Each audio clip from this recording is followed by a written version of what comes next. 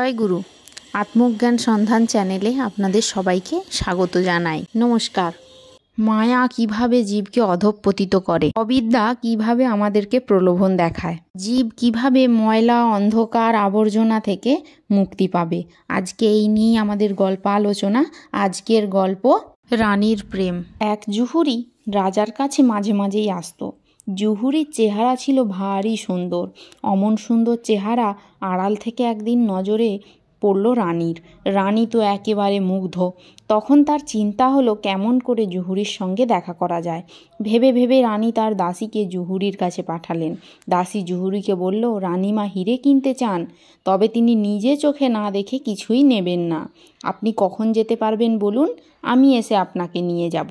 কিন্তু অন্দরমহলে তো সবাই ঢুকতে পারে না, তাই আপনাকে আমার সঙ্গে লুকিয়ে যেতে হবে। জুহুরিকে রানী দিনক্ষণ ঠিক করে দিল। জুহুরিও তাতে একমত হলো। তার কথা মতো একদিন দাসী সকলের অগোচরে তাকে রানীর কাছে নিয়ে গেল অন্দরমহলে। দু চার কথার পরই রানীর মনের খবর জানতে পারল জুহুরি। জুহুরির কিছু বুঝতে আর বাকি রইল না। এমন সময় অসময়ে অন্দরমহলে রাজার পায়ের ধ্বনি। রাজা এই সময় অন্দরমহলে। রানী দেখলেন সর্বনাশ, একে আমি এখন কোথায় লুকিয়ে রাখি?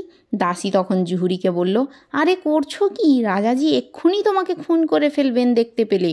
পায়খানার গর্ত দিয়ে শিগগিরই নিচে নেমে পড়ো। কাল সকালে ম্যাথর যখন পায়খানা পরিষ্কার করতে আসবে তখন কোনো রকমে সেখান থেকে বেরিয়ে যেও। এছাড়া বাঁচবার আর কোনো উপায় নেই। প্রাণের দায়ে জুহুরিকে তখন তাই করতে হলো। এদিকে রাজা অসময় অন্দরমহলে এসেছিলেন পায়খানায় যাবে বলেই। নিচে গামলার মধ্যে জুহুরি বসে রয়েছে। রাজার বিষ সর্বাঙ্গে পড়তে লাগলো। মুখ বুজে সহ্য করা ছাড়া তার আর কোনো উপায় রইল না। সারা রাত জুহুরির ওই অবস্থাতেই কাটল। সকালবেলা ম্যাথর এলো পায়খানা পরিষ্কার করতে।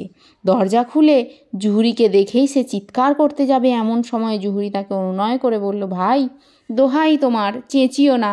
আমার এই দুরবস্থা থেকে কোনো রকমে তুমি আমাকে উদ্ধার করে দাও, আমি তোমাকে অনেক পুরস্কার দেব। ম্যাথর তখন একটা ঝুড়িতে জুহুরিকে বসিয়ে তাকে একেবারে গঙ্গার ধারে এনে নামিয়ে দিল। জুহুরিও গঙ্গায় ভালো করে স্নান করে নিল। তারপর ঘরে ফিরে ম্যাথরকে বকশিস দিয়ে বিদায় করল। এরপর আরও একদিন জুহুরি নিজের দোকানে বসে আছে। এমন সময় রানীর সেই দাসী আবার তার কাছে এসে বলল, রানীমা আপনাকে ডেকেছেন, চলুন। জুহুরির কি রানীর কাছে যাওয়া উচিত হবে? এই কথা জুহুরি ভাবতে শুরু করলো।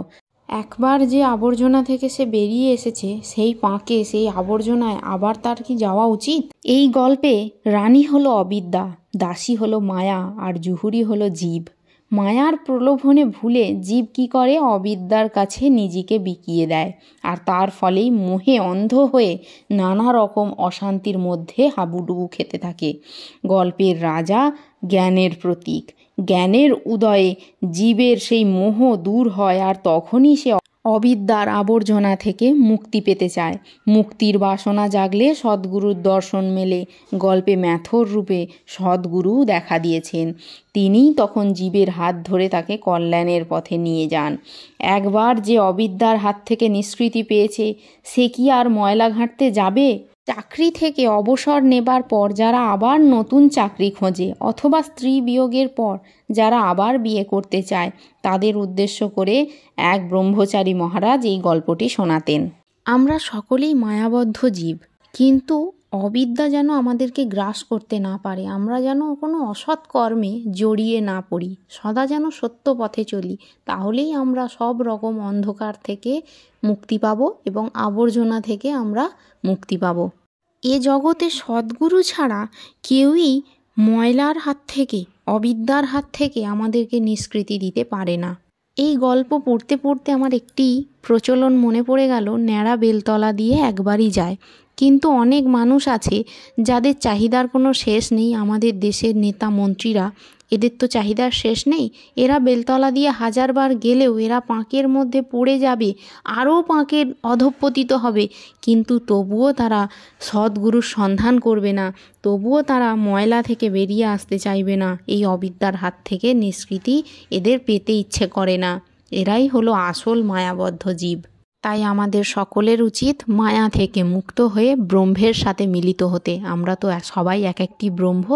ঈশ্বরের অংশস্বরূপ, তাই আমরা যেন সবাই ঈশ্বরের সঙ্গেই মিলিত হতে পারি। ধন্যবাদ।